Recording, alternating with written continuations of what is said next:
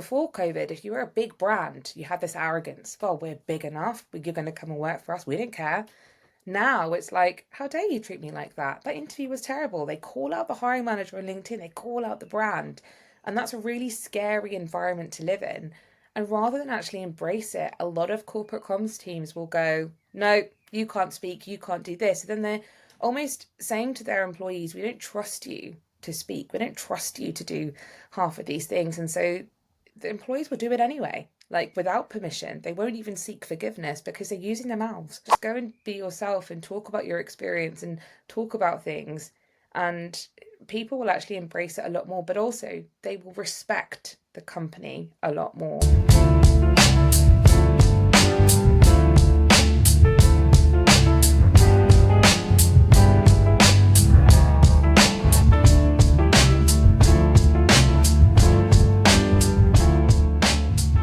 All right, folks, we are back with another episode of Employer Branding Unfiltered. I am your host, John Graham, and I have to say this has been a long time coming. I think we had planned this or put this order into the universe in the fall of 2023 at World Employer Branding Day when we met in person for the first time. But we have been longtime fans of each other through LinkedIn, and as you know, once you meet your favorite folks in person, the world changes. So I am happy, and really I think we're in for a treat here to bring Miss Claire De Souza onto EB Unfiltered. Welcome, Claire.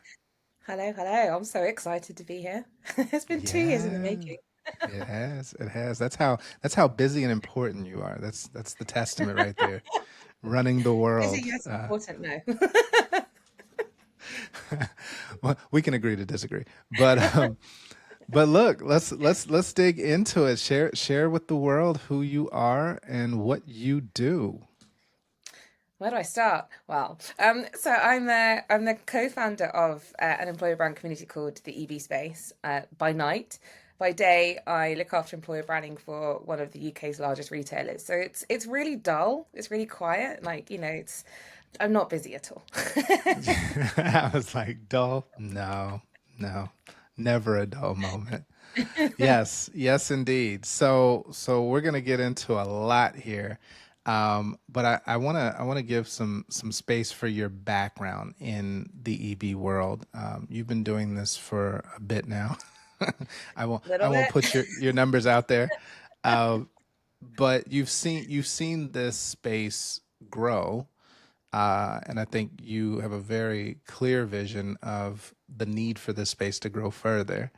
But talk to me about your early days. I want to know, as I ask everyone, when did you first fall in love with employer branding? Do you know what? It's a really interesting question. I think I was looking at my numbers the other day, Yeah. prepping for this, but I was like, actually, I think it was when I was working for an executive search firm, and I was working with one of their clients, and I was actually doing employer brand work for them, but I didn't know what it was called. And when I went to my next job afterwards, I was had a really weird job title, but I was doing an employer branding role. And I went to this conference, and then I was like, these are my people. Like these are the people that get what I do. And I really loved it because it was doing all these things that I love doing. It was creative, it was people led, it was kind of nosy because you really have to know what people are doing and why they're doing it. And I loved it. But it was around then, I can't remember the year, but it was around 7 or 8 years ago when I realized what I did had an actual title. I couldn't convince my then employer to change it, but in my head, in my heart, I think I was like, I do employer branding. I know what I do now. Finally, I have a name. Yes. Yeah.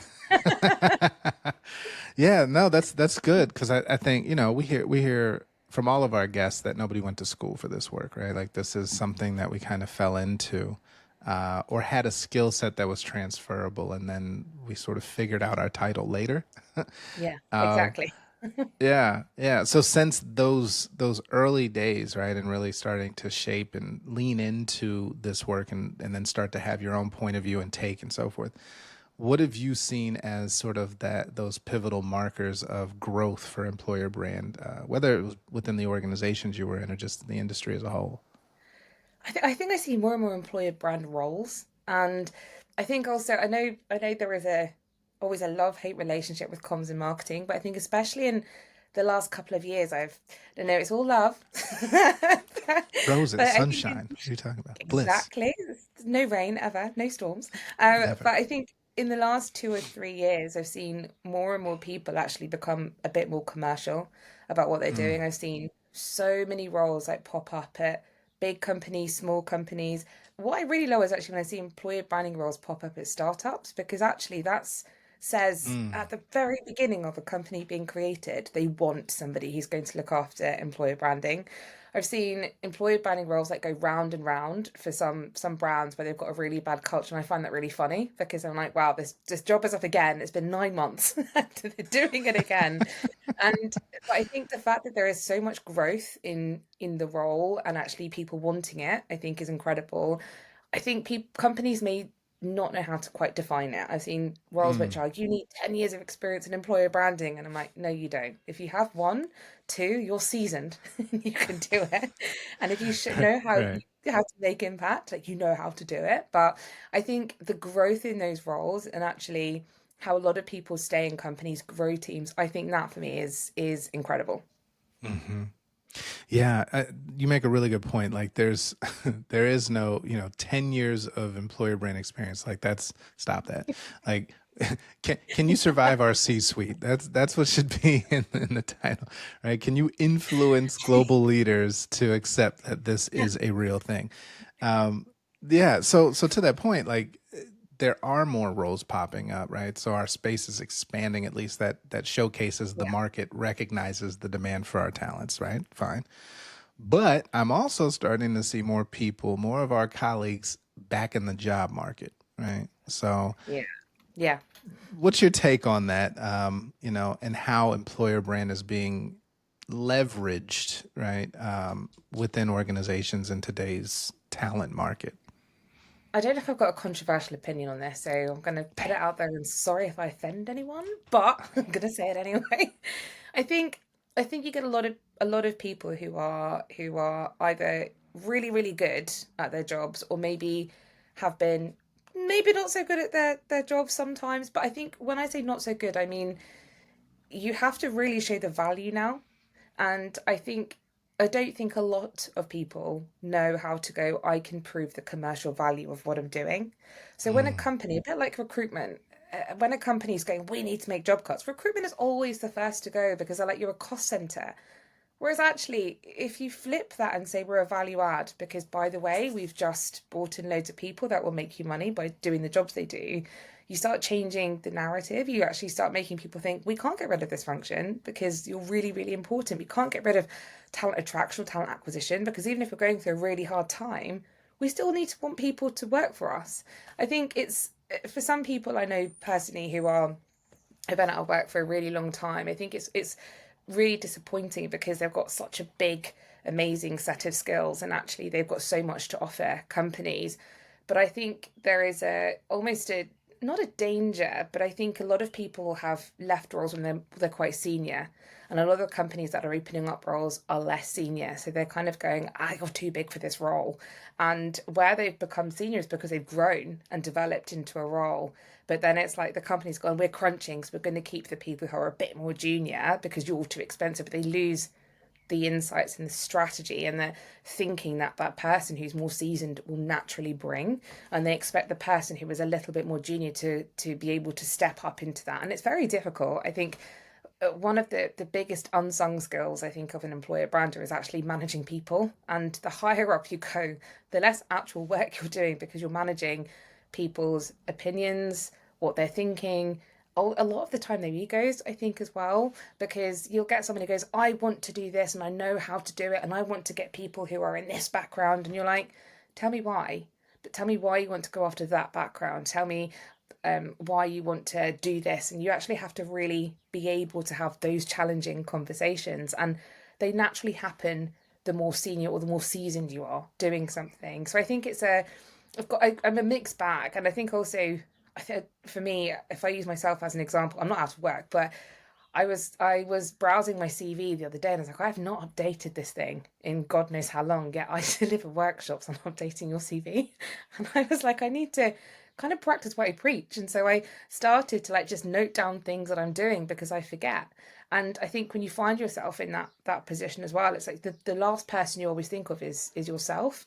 And then you have to remember all the things that you've done and all the impact that you've made somewhere, and it will be phenomenal. But you're then suddenly in this position of like, oh God, I don't have a job. What do I do? And how do I update my CV? And how do I make this CV reflect who I am? And it's a bit like when you're searching for a job when you're out of work, the panic can set in. When you're searching for a job when you're in work, the panic is not there as much because you're sort of safe. And I think the same with the CV.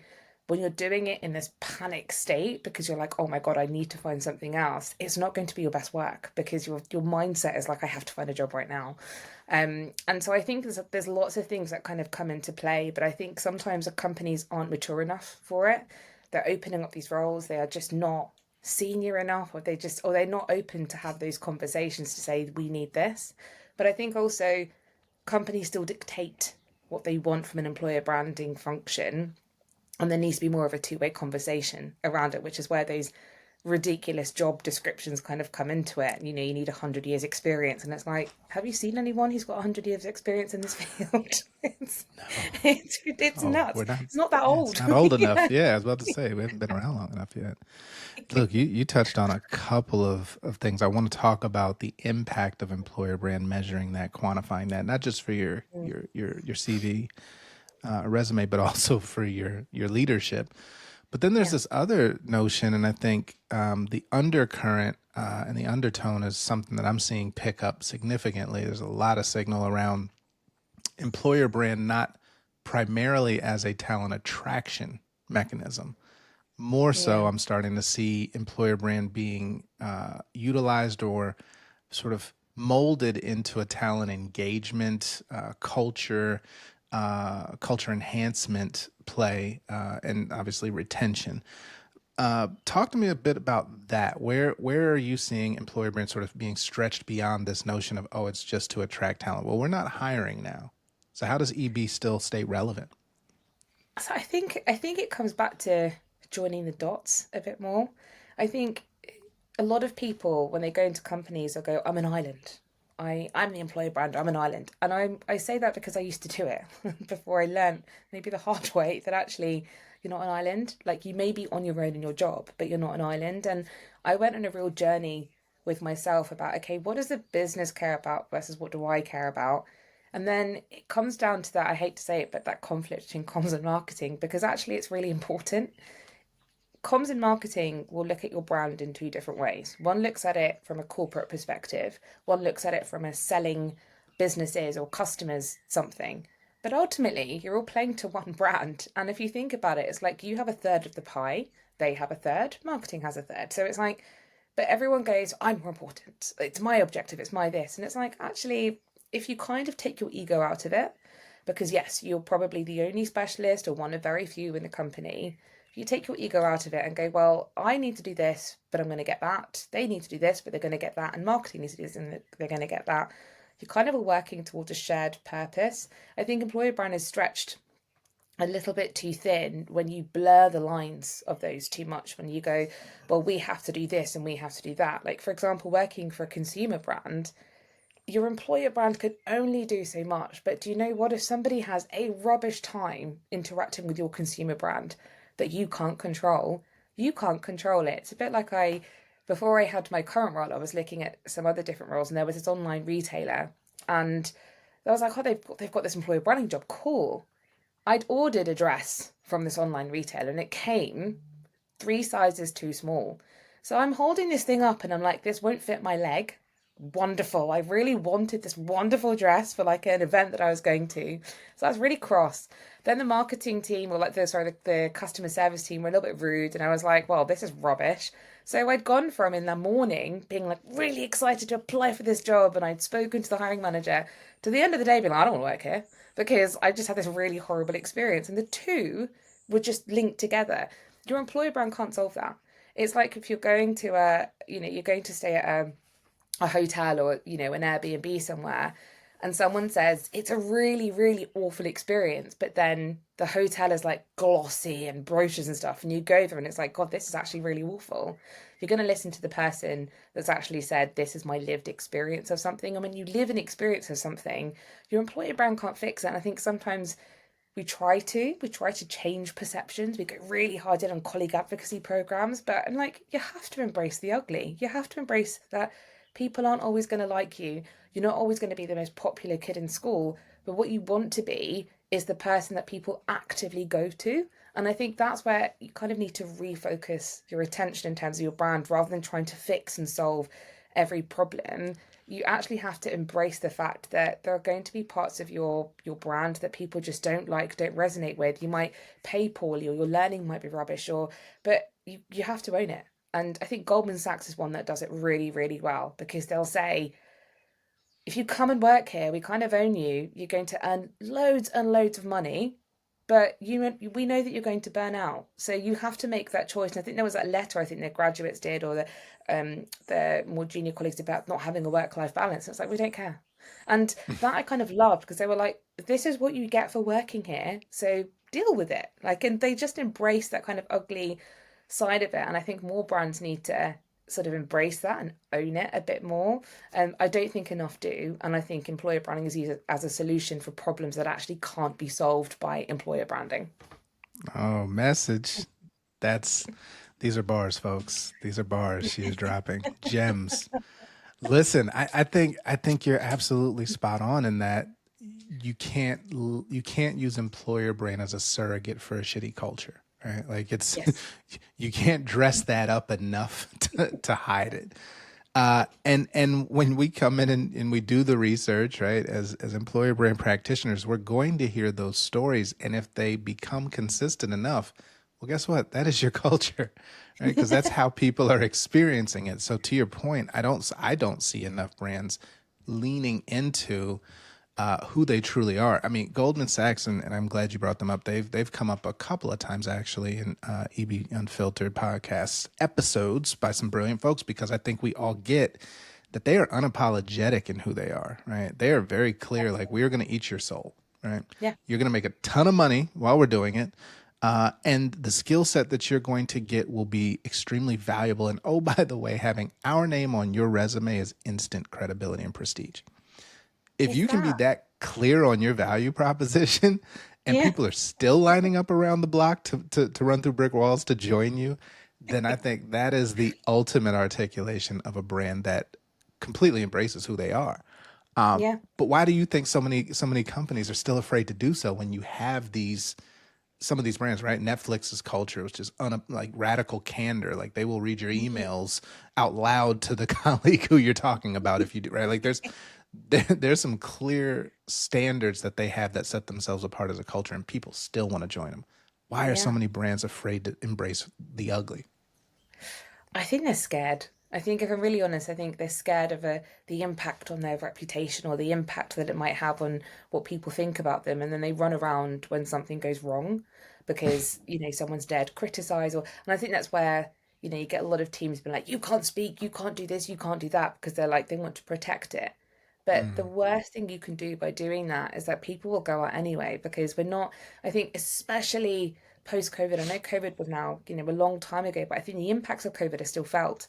People have become so vocal about what they think and they don't think. I think the biggest shift I saw, I guess post COVID, was that before COVID, if you were a big brand, you had this arrogance. Well, we're big enough, but you're going to come and work for us. We don't care. Now it's like, how dare you treat me like that? That interview was terrible. They call out the hiring manager on LinkedIn, they call out the brand. And that's a really scary environment to live in.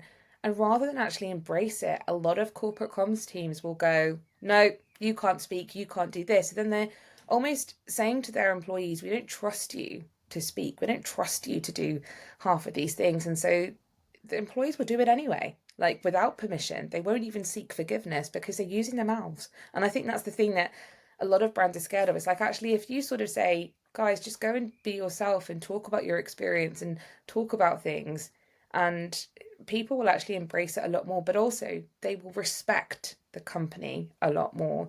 that they're working for. And I think it's got to be a mindset shift. You've got to move away from the fear. And because I think it's a bit like, I'm going to go here, but like a bit like D&I.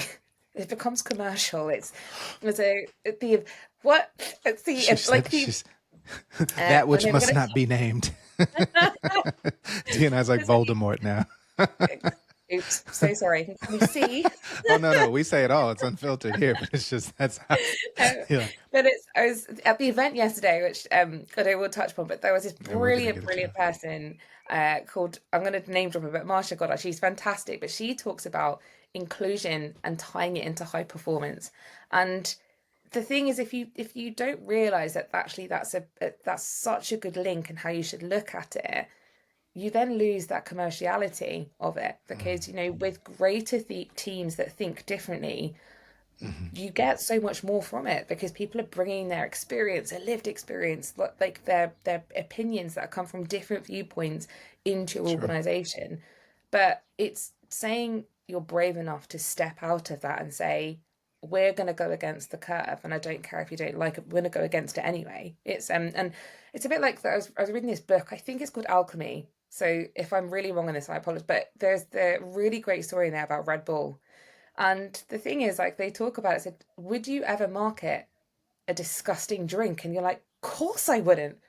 Anyone who says they like the taste of Red Bull, I don't believe you. But Red Bull tastes disgusting. Yeah, Red Bull do so well. They have a Formula One team. You know, like, it's like crazy. But it's a really disgusting drink, and they market the hell out of it. And they ignored all the research that said, don't do this. It's awful. Like, all the consumers said it's really awful. But they said they want to do something that rivaled, I think it was Coca-Cola, and they have, but it's like crazy. And you have Red Bull everywhere. I think the advert I can always remember is Red Bull gives you wings. Like, I can never I was forget this just sitting commercial. here thinking But it's about the wings. It gives you wings. I'm like, God, that's so and sticky. I don't even but know what it's that so means, but it's sticky. right, and it's illogical. It's illogical to go and market and sell something that tastes so vile, but yet they do it so well. And I lost a lot of my, you know, university days drinking vodka Red Bulls, and it was disgusting, but I was, I'm gonna do it anyways. And but it's illogical. And I think it's stepping into that fear of like it could fail or it might not work, but also saying, if we do this, people are gonna respect us so much more. And they're still, like Goldman Sachs, going to line the front door saying, I still want to work for you. I know what you're like. I know what your culture's like. And I still want to work for you. But I think it's when you hear the word culture, people want to go, we're amazing. We're wonderful. We're warm and fuzzy, rather than saying, we're this, and this. We're not that. So if you want to come here for really high pay or loads of learning opportunities, you're not going to get it. But if you want to come here for like learning and experience, maybe you'll get that. Like, it's just being honest. And I don't think companies want to be that all the time, because it's very scary. But it's like, oh, will this impact our bottom line? The irony is it impacts your bottom line more because you don't bring in the best future talent, because they don't want to work for you because you're not being honest. Like, if you think about Mm, how Gen Z call companies out for stuff, they're the talent of the future. And if actually you want your business to last for the future, you have to think about who you want to attract. And it's those that group, like that generation, that you really want to attract and say, we need to be honest here, because they're going to call us out for it. So you lose out on that talent who are actually going to inadvertently make you money, because they're going to work for you and bring all their ideas, because you're not being honest. But I just don't think people make that connection yet. It's like, no, we can't allow this, we must not do it. And it's the shutters come down. And I'm like, if you open them up a bit, you'll be amazed at what you can get from it. yeah. Yeah, absolutely. And shouts out to Rory Sutherland, author of Alchemy. I highly recommend. Yeah, that I book love is it. tremendous. Yeah, I mean he's a firebrand in the consumer marketing space. Obviously, Ogilvy, pedigree, and but he's just a vast thinker, right? And certainly the data that goes behind a lot of those decisions to go against the grain, right? A Red Bull's a great example that he gives. But I think what is our equivalent in employer brand when we have so many people who are afraid to do things that are counterintuitive, but the ones who do it win, right? It's like you have enough data. I haven't seen an employer brand campaign that has fallen so flat, right? That has been like so tone deaf that it has caused like revenue damage, right? we've seen marketing campaigns for consumer brands that have done that a lot. So I'm like, Yeah. you don't even have like a frame of reference for going risky with employer brand, right? So No. so why are we afraid to do that? And it's the individuals. It's not the organization, right? Or maybe your organization is stiff and conservative, fine. But it comes down to somebody with enough voice hasn't been convinced to be honest yet, right? Yeah. And I Yeah. think that's where our role needs to evolve to. But before we can do that, we also have to prove this thing called ROI. Hey there, quick pause before we jump back in. If you're enjoying the conversation and want to hear more, head over to the Shaker podcast page at shaker.com, where you can catch every episode from this season and seasons past. And more importantly, if what you're hearing sparks ideas about your own EVP and employer brand, I'd love to connect. Just scroll down to the Ready to Work with John section, drop in your info, and we'll get some time on the calendar so we can dream out loud together. Now let's get you back to your episode. The How words do of you quantify the impact, Claire, of employer brand? What have you seen or what have you leveraged as metrics that, because I think you have a really great take on this of like showcasing the impact of employer brand and not just saying butts and seats, because we can't even like measure that for employer brand. But what's your yeah. take on and your secret sauce for measuring impact? I think I've got a couple of different ones. I think it depends on the type of hiring that you do in your organization. So if you're doing volume hiring or like in with a consumer environment, it's arguably a bit easier because a lot of consumer facing businesses are set up to measure exact hours. So if you're into your data, and you really unpick it, you can understand how many hours are being spent on interviews, how many hours being spent on missed interviews, like what's the impact of that to the business, because hours have to be logged. And if you can do that and you go, right, well, I can save you this number of hours because I'm going to get the better people in quicker, and you're going to interview them, and you work really closely with your recruitment teams to say what's the experience here for a candidate, but also where do people actually fall down, because I always hear that, well, we need to get more people in and employer branding's the answer. I'm like, no, it's not. Like, I always call it like the leaky bucket. It's one of my favorite ones where I'll get someone going, we have to spend more money in this campaign, we have to attract people in. I'm like, you got a leaky bucket. And like, the first thing I'll always say to somebody is, why are they going? Why are people leaving so quickly? And you'll always find there's something broken in that process when someone's actually joining, and it's like it's got nothing to do with attracting people into the business. So I think it's understanding as well, what are the things that you actually need to look at first before employer branding becomes the answer to it, because it never is the answer. It's actually something you should be a lot more proactive about. And if you're being really proactive and then you're reactive little and often, you've actually won it, because you're thinking about things like one step ahead. I think when you're looking at professional hiring, you've got to look at the role that someone's playing, but it's like, okay, what's the time to hire for someone coming into the business? Why is it taking that long? So even things like, I can't get into this person's diary because they've got no availability. It's like, well, hang on a minute. So 3 weeks have gone by. We've lost that person. So we've lost a great person. Now you've got to spend money finding a new person. Then you're waiting another 3 weeks. So what's the operational impact of that person not being in a role? Are you burning somebody out? If you burn somebody out, then actually that person's going to be going on an extended period of leave for a few months, or worse, they'll leave the business because they're not supported, because they don't have the right people in play. So actually, how do you step back and go, how do I get that person set up for success right at the beginning? Like, even before you start hiring, right, we're going to find people. I need to have 3 slots in your diary in 2 weeks' time because I'm going to fill those roles. You have to protect those slots. Nothing can come into it. And if something does come into it, it's going to cost you resource, time, and money. And I think it's looking at it like that. Like, if you look at someone's salary and say, right, well, it's cost us this amount of money to have this role not filled, you're like, well, here's actually the value of it. You have to create the reason, like, and show people the impact of them not doing something, and also the value of them of actually taking the action and saying, this is what. And it's not going to be a perfect science because every role is different.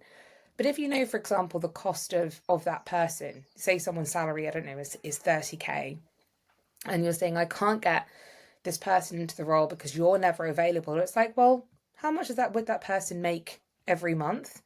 this is the cost of you not filling this role, because actually you're doing your job. And how much do you make? Well, you're doing your job. You're not doing your job well enough, because actually you're doing that person's job as well. So you're stretched really thin. What's the impact of you not doing those things? And actually, you're not making any money here. You're impacting the business negatively because you're not delivering.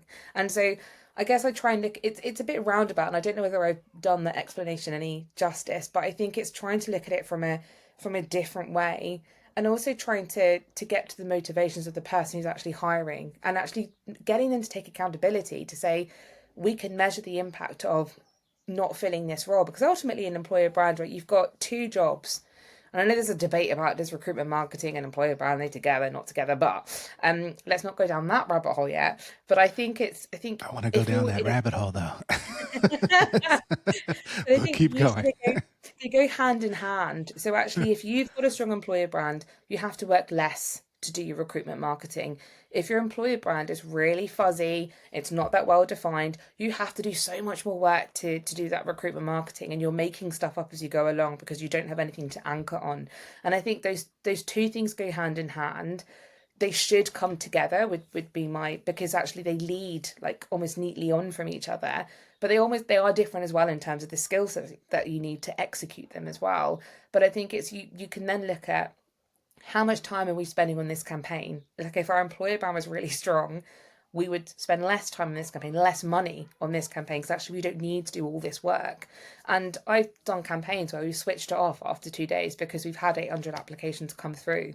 And I'm like, well, you're done now. They're like, what? And I said, well, I've positioned this amount of money to go and do this campaign, but I've given you 800 people. Let me know if they're okay or not okay. And usually the quality is high because actually what you're going out with is really good messaging, but also it's that commercial aspect to say, well, actually, I've saved money here. So by the way, and also something I tend to do is say, this is how much I positioned, this is how much I've saved. What can I do with that extra? Like, how can you make that extra money then go further and say, right, well, we've saved this money, this is what we're going to do. And I think bring all of those elements in together, you start creating a real return on investment, because then you're saying, I've got this money, but I'm making it go further. And I'm making it further because my brand is stronger, or like the messaging is stronger. I'm not having to work as hard to get people like into roles. But all of it ties together though. And it's like you have to be able to tie those things together. That comes down to like the earlier piece around how can you actually show that value, and how do you understand it, like, because you have to articulate it to other people. And if you can't articulate it well enough, you're going to be stuck in like the same cycle of like, I need a role to fill, it's all here and I've got to do it right away. And it just continues, and then you're not ever showing value, because actually a true employer brander, especially ones who are the sole person in their business, you need to be able to have one camp in your future bucket strategy and one camp in the operational bit. And if you can't balance the two, and if one becomes bigger than the other, you're fighting a losing battle. Like you have to keep Mhm. it 50-50, because if you Mm, don't, then you're not actually executing, and you can't plan with one brain and then solve in the other. You have to have them like even. yeah.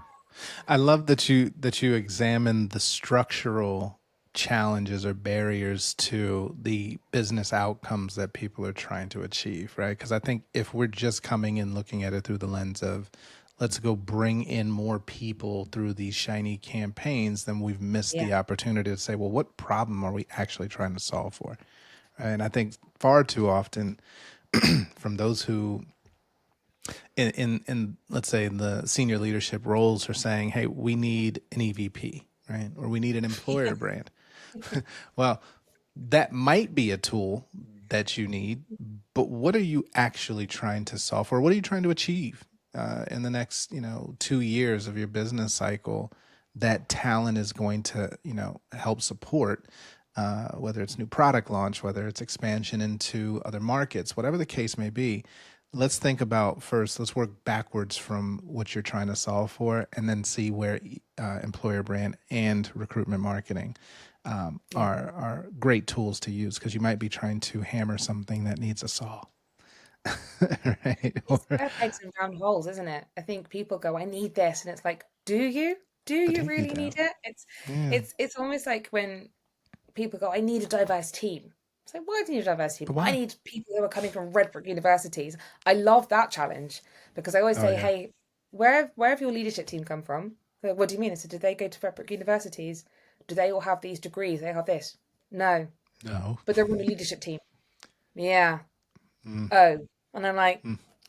don't want to say point made, but point made. Point Like, made. Point well made. So yeah, so let's get into it. You've got you saw a gap in the market and you said, you know what, I'm gonna go fill that with something wonderful, something delightful that the world has never seen before. And it's called the EB space.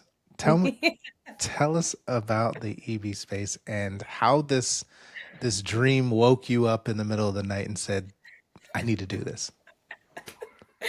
I think, do you know what? And I'm going to go here as well, right? We're both people of color. So this is the thing. As you go further up, I wasn't there are aware of less. that.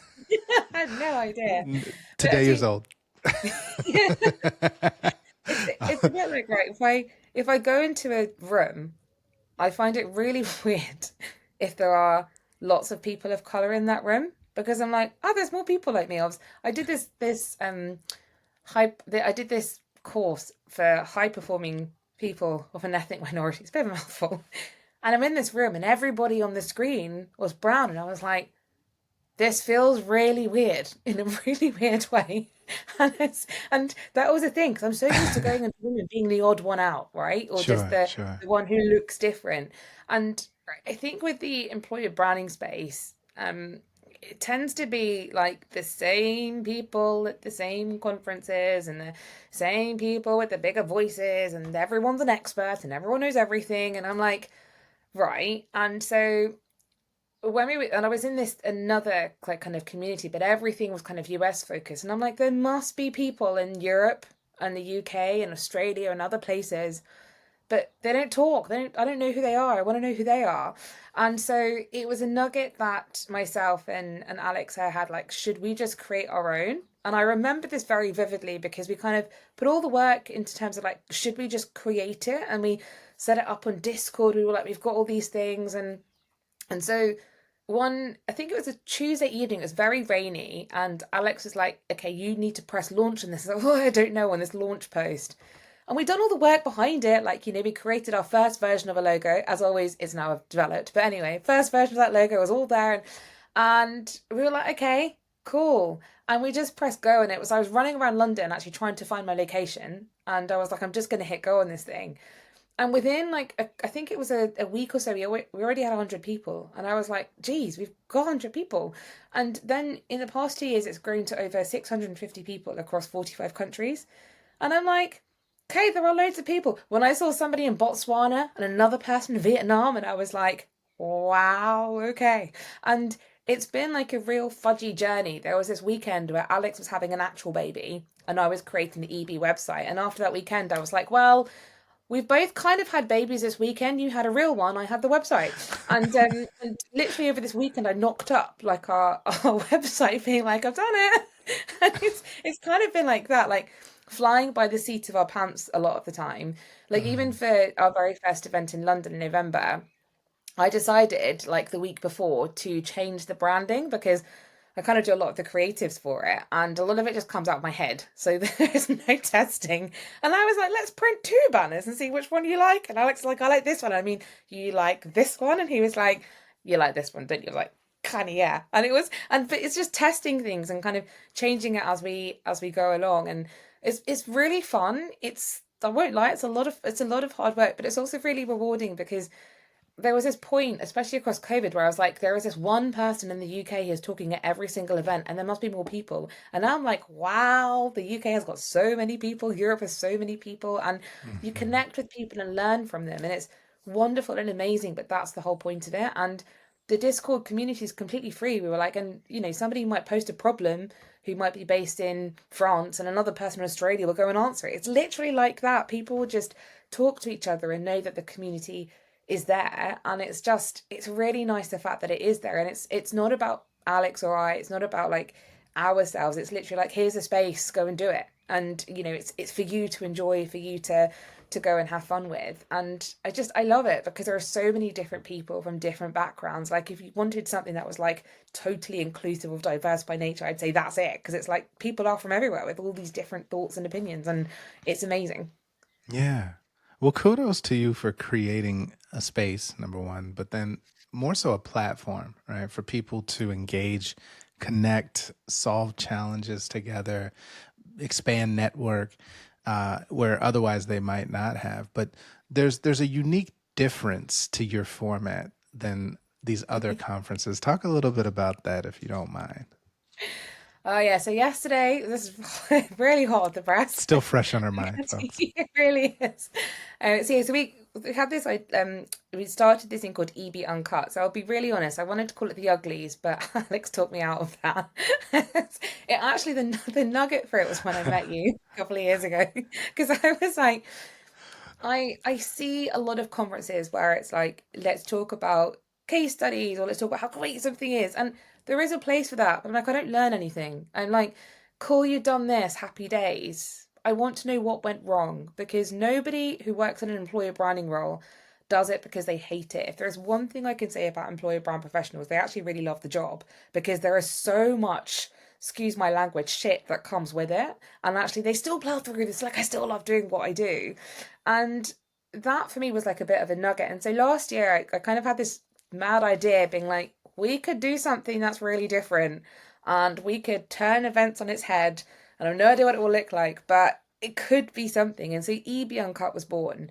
And it was this idea that we would have panel conversations. We'd really turn up for the community. We wouldn't have any death by PowerPoint. And I'd like to say there was not a PowerPoint in sight. Like, I use Canva, by the way, if anyone is looking at the screen, but no PowerPoint. There is nothing there. And it was just a way to say, here's a day to connect people and really create community. We're not going to do 100 like different sessions. We're going to have many sessions, but many breaks for people to get to know each other. And so when we were putting it together, it was incredible to actually, in being there yesterday, I think the day started, I looked up and we had we had 100 spaces available. 86 people signed up by the end of Tuesday, which was a tiny bit stressful, because I was like, at the beginning of Tuesday there was 70 people, and then I was like, oh god, there's so many people. And then Yep. three dropped out, and I'm looking up at this auditorium and I'm like, oh my gosh, there are so many people here. And I So started many of losing you. my ability to speak. And then I forgot to say who I was. And I was like, oh yeah, my name's Claire. But it was so amazing. And we did lots, like, there were lots of little things that happened. So for example, we decided not to have roles on name badges. It was a name, and I put in icebreaker questions that probably got progressively cheesier as we went on, because I was like, there are only so many icebreaker questions I can think of. But everyone had a different name badge, because the premise of that was everyone's a human. Everyone in the room had war stories. Some people don't have jobs at the moment, and it creates that safety for them to be like, they don't have to have, these different like lanyards or things that scream to people, I'm out of work. I get the premise of that, and it can be really helpful. But also for somebody who's actually just processing where they are right now, that can also be quite a big thing, and actually Mhm. something they don't want to have. And but we wanted to do that. I put little orange stickers in people's bags in case they didn't want to be filmed, because we had, not one podcast, we had two podcasters throughout the day, because, double trouble. The guys are great, but it was like people don't have the opportunity to appear on podcasts all the time. So we were like, why don't we just do something where they have an opportunity to do it? We had a room that was a bit of a quiet room. We had another kind of crew just filming throughout the day. Um, with all of our panelists, we decided that actually, let's pay them. Let's offer a payment. And although, we're not some money making machine, we said, look, we'll give you £250, we'll offer it to you, but if you don't want that, that's okay, we'll use it to fund another space. And then for people who were out of work, we said, look, we'll just get you a ticket.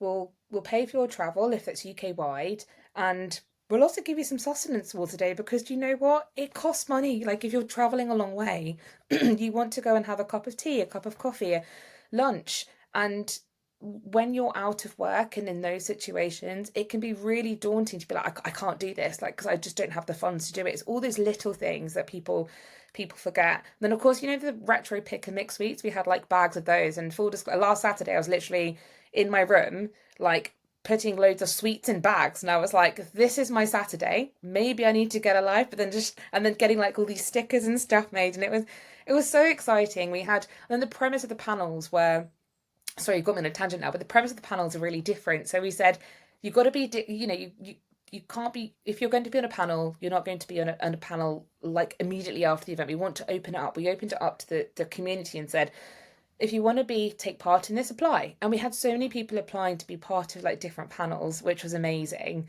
We had I said let's do a debate for the EVP, and the guys at Leap Creek, who are one of our sponsors, who brought that to life. It was so funny, but also it was like yay or nay for the EVP. But also with the panels, I painted two straws, and so before the panelists could sit down, they had to choose a straw. So they had to prepare arguments like either yay or nay EVP, and then they on the spot. And I said that in itself just facilitated conversation.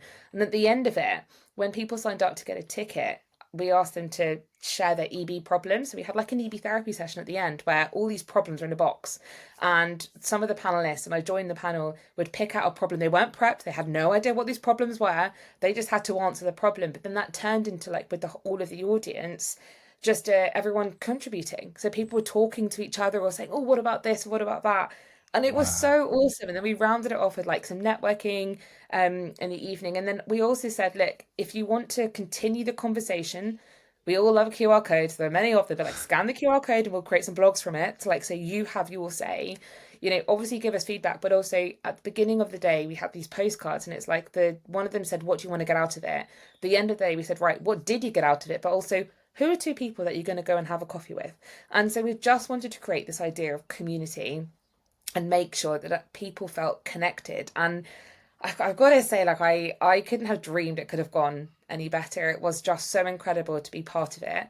I definitely could barely walk or speak by the end of it because I was just gabbling, but it was incredible to be able to bring people together, people that I have known for a long time, people that I've not seen for ages. It was just all kinds of awesome, and I loved every minute of it. I'm still buzzing, but it was Wow. just amazing. I feel it. I feel it. No, look, I'm low key jealous that I wasn't there. Next Not because I one. wasn't invited, folks, but because it is in London. I could not make it. But um, this sounds like the conference I've been dreaming of. And don't get me wrong, there's some really good conferences out there, but the fact that you intentionally, right, very much in line with our conversation, opted to be counter culture, right? It's Yeah. counterintuitive.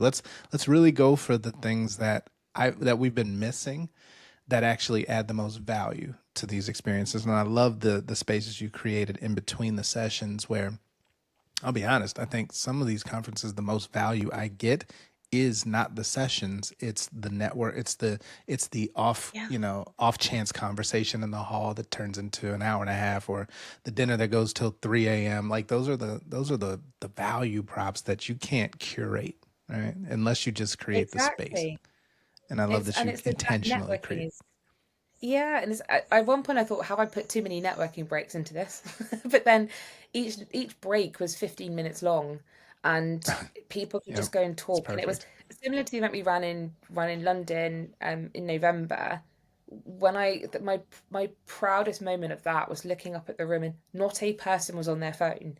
And equally, Mm. even though I was running about yesterday like a headless chicken, every time I got into like the networking breaks, I was like, everyone's just talking to each other. Everyone is just having a really good time. People weren't in their same groups. People were like talking to like different people.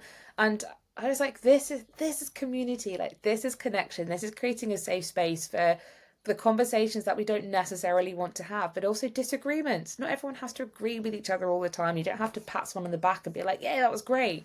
Sometimes it's great to say, I thought it was okay, but what else? Like, what else are you doing? And I think sometimes egos lead the way for loads of stuff. Sometimes it's Mm. like, I'm the expert, I can do this, and from an employer branding community, I think there's not a lot of authenticity all the time. I think actually we don't always embrace being authentic ourselves because you're always out to prove something. But I'm like, if you actually you embrace being human yourself and where things go wrong and join conversations where it's like, I don't know how to do something.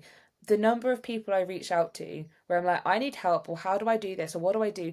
Even agency friends, like I think people go, you're an agency, you're going to sell to me. And it's like, hey, there were some agency folk there, and I was like, they've all got war stories, but I've got friends in agencies, people I really trust, who'll pick up the phone to me like, I'm having this problem. They're not selling to me. Yes, exactly. It's like you're not they're not selling. They're just helping you solve the problem because at the core of everything are friendships. And I think the other thing, like people think networking and they think it's this really scary word. But I'm like, just go make a friend. Go make a Right. friend. Like make that see that friend in person. Like have real Right. conversations. Be honest. And actually, you Hmm. then cement friendships, which stand the test of time. But also, people help others. Like people like helping others, and there's so much knowledge in community. I think people forget that because it's like, no, I must be perfect. It must be this. It's like, don't be Yeah. perfect. Be raw. Be human because that's basically who we all are. Don't be the glossy like magazine brochure. Be the person Mm. writing the review and like being a bit vulnerable about it, and you just get so much more out of it. So it's I'm still buzzing, but it Yes. was just an awesome time. Oh my gosh, Claire, I could talk to you for hours, and unfortunately I can't. Yeah. But we've covered a lot. We've covered a lot, and I oh man, I can't wait to see how the EB space expands. I know you have ideas for all types of different ways to make this more impactful, especially with more data that you collected from yesterday's experience. So, kudos to you, and would love to share how people can learn more about it to attend next time. I mean, we'll Where just can go they to go? ebspace.com and we'll put all the stuff on there. And but yeah, I was gonna say we don't know if there will be next time, but now I'm like there will be. We just need to figure out when it will be. It's not an if, it's a when. Yes, So for when. sure. So in as we come down from the mountain of peaks of joy and into the valley of departure, as common tradition, we always ask the question that was left for our former guest, for our current guest. And so, your question, Claire, is what is a different or better way that you can collect employee stories or tell employee stories to really capture their lived experience in a different way? So this is gonna sound really counterintuitive, but be Mm. quiet. Literally, that is it. Like to listen to what people are doing. I think people kind of jump to colleague advocacy, right, as an example of being like, we must curate stuff. And I'm like, if you don't, if you just listen for a little while and you hear what people are saying and you research stuff and you put your company hashtag in or whatever and or your company name into a platform such as LinkedIn, you'll find that people are talking naturally and you'll get so many stories in there and then you can go and talk to them. I think there's another piece around it, just be human. Don't go to somebody with like, I love your story and I want to tell it. Actually get to know people. Get to know people, not just your leadership team. I think people prioritize your leadership team far too much. Like there are a bunch of people who are in leadership roles, fantastic. But the people and where you get the really rich nuggets of contents from are the people who do the work. The people I hate to say at the bottom, but it's the people who are doing the do, not just setting the strategy and setting the vision. It's the people who actually execute it. Go talk Hmm. to them. Go be curious about your business. Go spend time with people. Like find nuggets that inspire you. Like when I was doing a lot of filming in my current role, but I'd see people like, I love your job. Can I find out more? There's no agenda. I just wanted to find out what people do. And I've learned so much about my current employer because I just found out what people are doing and I took an interest in it. I'm like, that is so cool. Like I learned how to change batteries in handsets and stuff in stores, which I was like, this is so awesome. I would never know how to have this really weird skill, but now I do. And it's really cool like just to spend time listening. Don't tell people what they should say. Hear them, Mm. hear people's experiences and stories, and you'll just get so much more from it. And but I think a lot of people say we have to direct the story, we have to have something. I said sometimes there is a place of direction, but if you just be quiet and listen and hear what people are saying, there is so much more stuff in there and you can really pull that out. And that's where the gold stuff is, I think. Mm. So rich. So rich. That's a fantastic answer. Excellent. So now in due form, what question would you like to leave for our next guest? So what is the thing or the one thing that you don't like about employer branding or talent attraction right now that you want to change for the better? Oh, that's a good one. That's a good one. Oh, I can't wait to see hear the answer to that one. I'm Oh, gonna that's listen. fantastic. Yeah, well now people got to tune in now because that is a good question. Oh my gosh, Claire, I can't thank you enough for your time. And even right after, such a momentous event yesterday, which I know you're still recovering yet buzzing from. Thank you so much for spending some time with us and sharing your I've loved wisdom and your insights and your it. passion and your energy for this space. I really appreciate you. It's been a real privilege, like being on this. It's like been on my list for a while, so I'm so glad we could make it happen. But no, I loved every minute of it. It's been amazing. Awesome. Well, we'll make sure all your links to, LinkedIn and the EV space are available where everybody watches and listens. So thank you so much. Be well, take care, get some rest, and we'll see you next time. Hopefully have you back on soon. Amazing. Thank you so much.